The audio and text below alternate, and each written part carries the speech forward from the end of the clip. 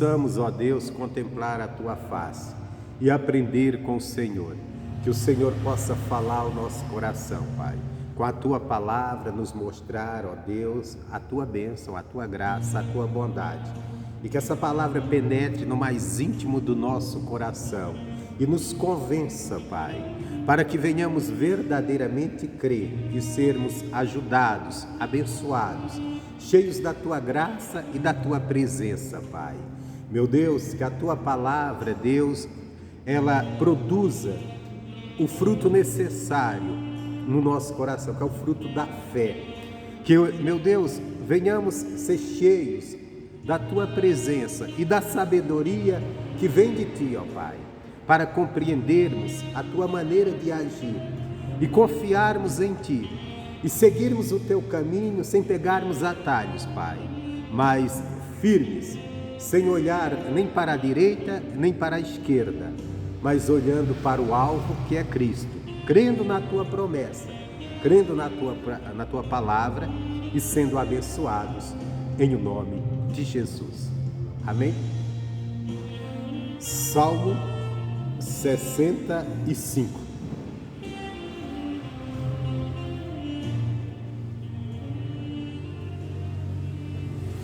Salmo 65.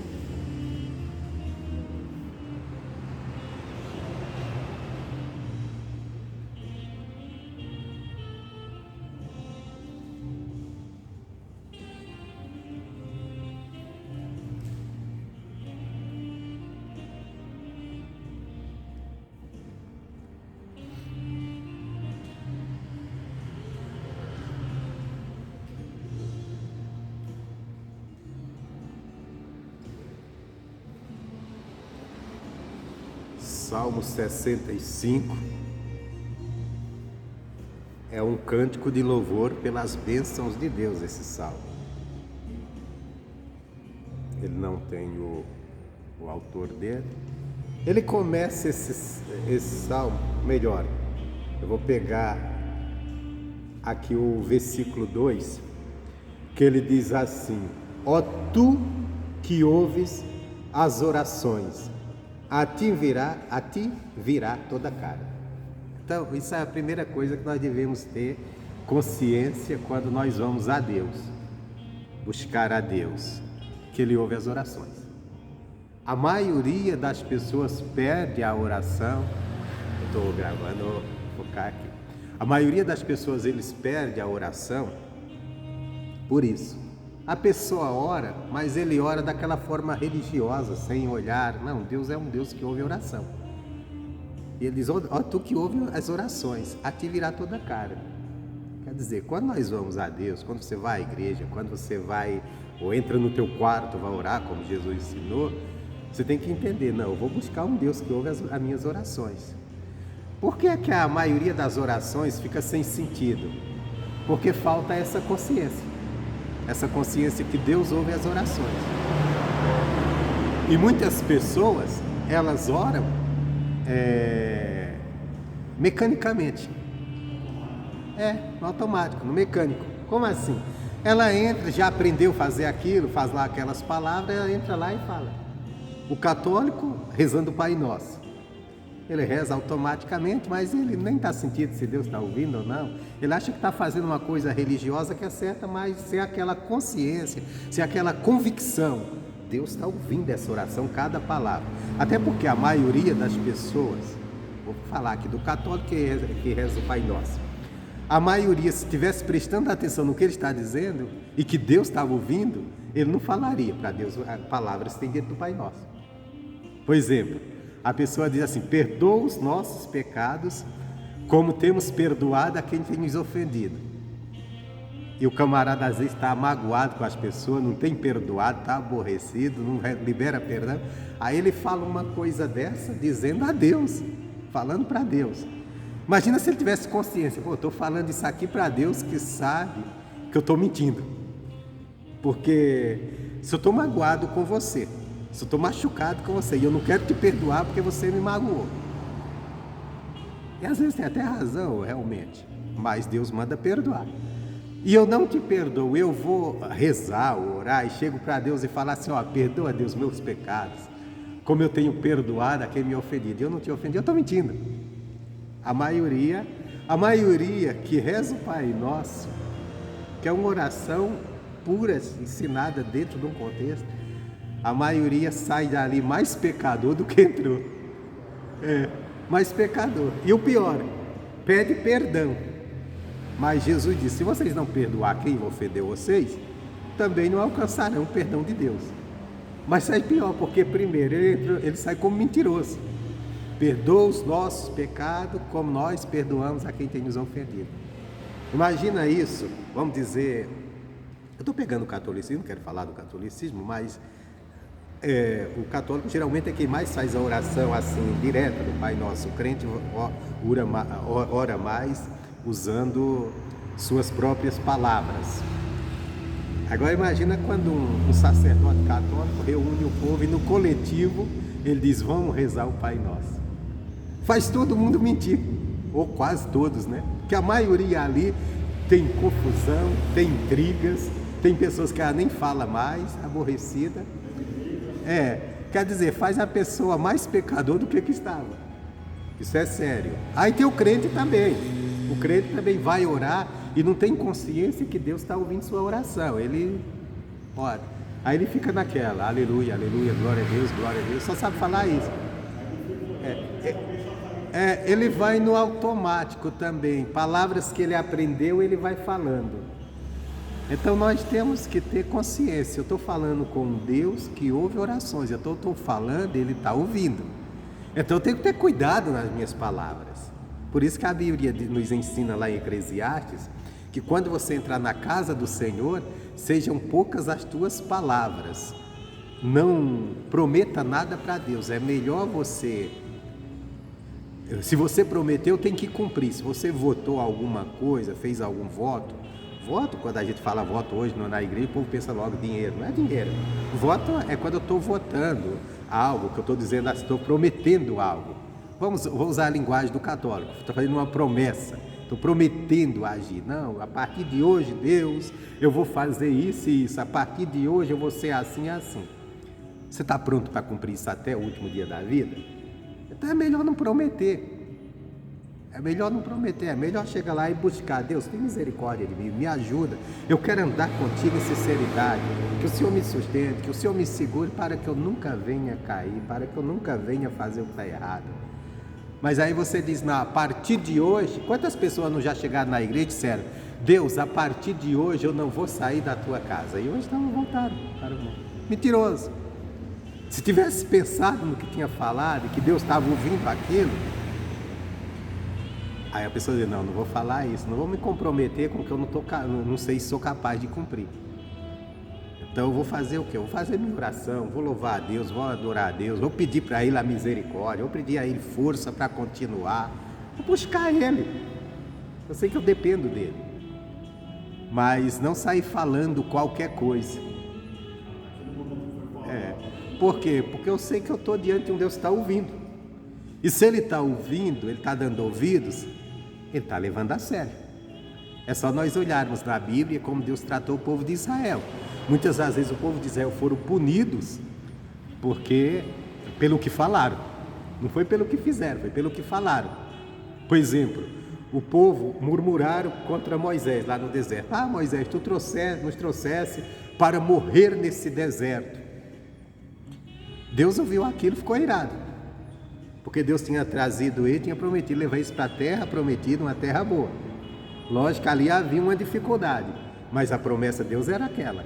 Aí o que Deus disse? Deus veio até Moisés, Deus veio tão irado e disse, Moisés, eu vou acabar com esse povo, de você levanta outro. Moisés disse, não, Deus, não faz isso.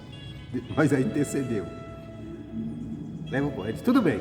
Deus disse, eu vou levar. Só que essa geração de 20 anos acima, que eram os homens preparados para assumir a terra, não vai entrar na terra. Como eles disseram que ia morrer no deserto, vão morrer. Deus disse, eu vou morrer. Eu vou entrar com a geração nova, de 20 anos abaixo. Por que de 20 anos abaixo? Naquela época, quem tinha de 20 anos acima, estava preparado a guerrear e assumir. Então era responsável. Os de 20 anos abaixo ainda não estavam preparados para a guerra, não estavam preparados para assumir nada, estavam debaixo do comando dos outros. Então Deus disse, eu vou preparar essa outra geração para entrar. Esses disseram que ia morrer no deserto, que eu trouxe eles para morrer no deserto, então vão morrer no deserto mesmo. Aí Deus fez o quê? Os caras já estavam para entrar na terra, Deus colocou eles para ficar andando em círculo no deserto, 40 anos andando no deserto, até morrer o último cara daquela geração. Quer dizer, foi a boca deles condenou eles, as palavras dele. Por quê? Porque eles estavam diante de um Deus que ouve. Então nós temos que tomar cuidado com o que falamos, porque Deus é um Deus que ouve orações. Isso é bom? É, porque Ele ouve nossas orações, nossas petições. Se nós clamarmos, se nós pedirmos, fizer as coisas certinhas, Ele vai ouvir. Se nós tivermos a certeza, não, eu vou falar, eu vou orar, Deus vai ouvir, então nós vamos falar coisa certa. Agora também tem um lado negativo. O negativo é que Ele ouve o que nós falamos. E se a gente começar a falar, por isso que Jesus disse, olha, pelas tuas palavras tu serás justificado, mas também pelas tuas palavras tu pode ser condenado. Depende do que você falou. O que você fala ou vai trazer condenação ou vai trazer salvação. Deus, é um engano achar que Deus não leva em conta aquilo que nós falamos.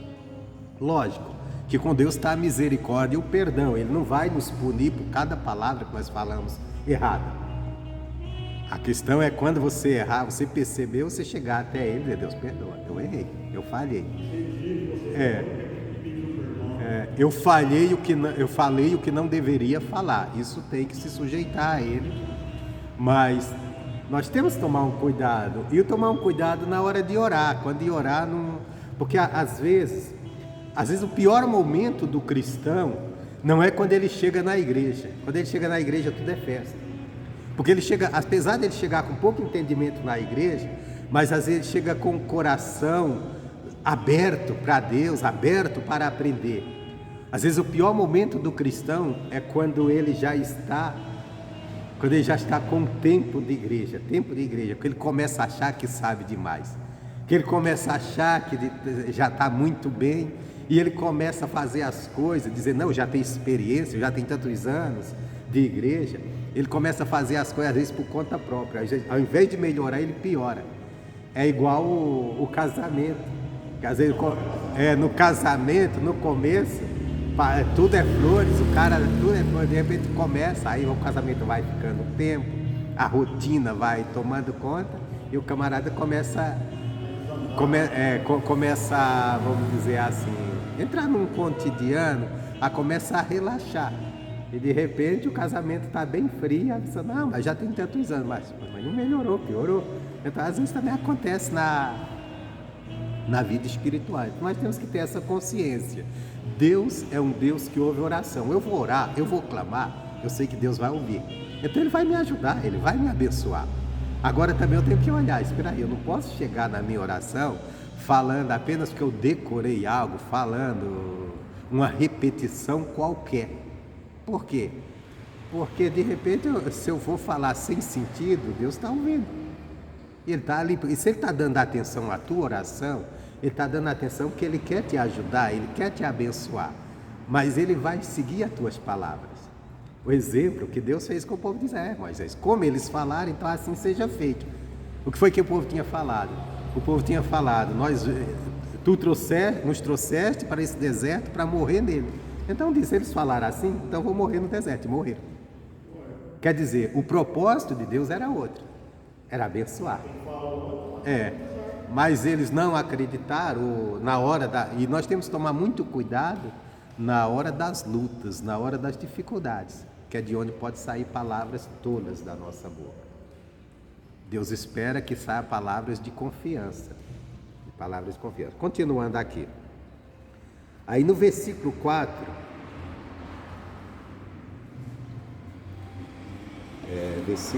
ele diz assim: bem-aventurado aquele a quem tu quer dizer Deus, escolhes e fazes chegar a ti. Isso aqui é uma coisa que nós devemos nos alegrar, né? Porque Jesus disse: não foram vós que me escolhestes, mas eu vos escolhi e nomeei para que vades deem fruto. Então Deus nos escolheu. Jesus até falou para a gente: não temas, ó pequeno rebanho, foi do agrado do Pai dar-vos o reino. Então hoje nós estamos servindo a Deus porque Deus nos escolheu. Lógico que nós tivemos aquele processo de aceitar a palavra dele, mas a escolha foi dele desde quando ele sacrificou Jesus na cruz do Calvário para nos salvar. E ele diz que bem-aventurado aquele que Deus escolheu e fez chegar a si. Olha que coisa maravilhosa. Se você hoje está na casa de Deus, se você hoje está buscando a Deus, que Deus te escolheu e fez você se chegar a Ele. E Ele fez você se chegar a Ele para quê? Aí diz assim: e fez chegar a ti, para que habite em teus átrios, quer dizer, na tua presença. Aí ele fala: nós seremos fartos da bondade da tua casa e do teu santo templo. Nós seremos fartos da tua bondade, da tua santa casa.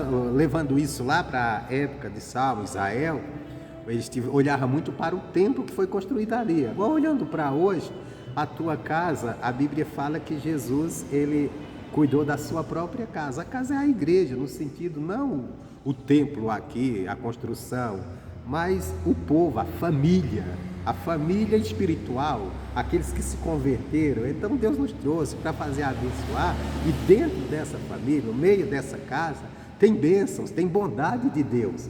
E Deus nos escolheu justamente para desfrutar. Por isso que você, quando vem à igreja, você tem que vir buscar a Deus, adorar a Deus, mas você tem que vir também com uma certeza: ali tem bondade de Deus para mim, ali tem bênçãos de Deus para mim. E Ele me chamou, me trouxe para o meio, para esse meio desse povo, me trouxe para essa condição de igreja, de filho, e me trouxe para cuidar de mim, para me abençoar. Então, todas as vezes que nós chegamos a Deus em oração, toda vez que nós viemos à igreja, nós temos que vir com a certeza: tem bênçãos para mim ali, tem bondade de Deus para mim. Aquele culto que eu estou indo hoje participar, ali tem bondade de Deus para mim. Eu vou buscar, eu vou clamar, que Deus quer me fartar de bênçãos, quer me fartar da sua bondade. Ele me escolheu para isso. Ele não escolheu você para andar sofrendo, não escolheu você para passar provação, Ele escolheu você para desfrutar da bondade dele. Agora, toda essa bondade está onde? Na palavra dele. Nós temos que dar atenção à palavra, seguir a palavra, fazer o que a palavra está dizendo e desfrutar dessa bênção, dessa comunhão com Deus, dessa intimidade, né? Então ele diz assim, voltando aqui: nós seremos fartos da bondade da tua casa e do teu santo templo. Aí diz assim: pelas coisas tremendas em justiça nos responderás, ó Deus da nossa salvação. Pelas coisas tremendas em justiça. A justiça que se manifestou nos últimos dias sobre nós é o próprio Cristo. Jesus foi feito justiça de Deus para nós. Então, pelo que Jesus fez, por tudo que Ele fez, nós encontraremos em Deus salvação. Ele responderá: Tu és a esperança de todas as extremidades da terra, daqueles que estão longe sobre o mar. Então quer dizer, Tu és, Deus, a esperança. Então Deus nos chamou primeiro. Deus nos ouve nossas orações. Deus nos chamou, nos trouxe até Ele para estar nele e desfrutar da bondade dele. E Ele vai responder pelas coisas tremendas da própria justiça dele. Então quer dizer, a justiça de Deus, a Bíblia diz lá em Coríntios que Jesus foi feito justiça, salvação, redenção. Jesus é nossa justiça. Quer dizer, tudo que Ele fez, a obra que Ele fez no Calvário por nós, todo o sacrifício dele, ali é o ato de justiça para nós invocarmos a Deus, crermos e sermos abençoados e desfrutarmos de toda essa bondade que tem na casa de Deus. E a casa de Deus hoje é a igreja de Cristo. A igreja de Cristo no sentido, o povo de Cristo, todos que creram. A casa, ela não representa aqui uma construção, mas uma família, né? Uma família espiritual, família em Cristo. Então, sobre essa palavra, vamos orar, vamos buscar a Deus sabendo que Ele é um Deus que ouve orações.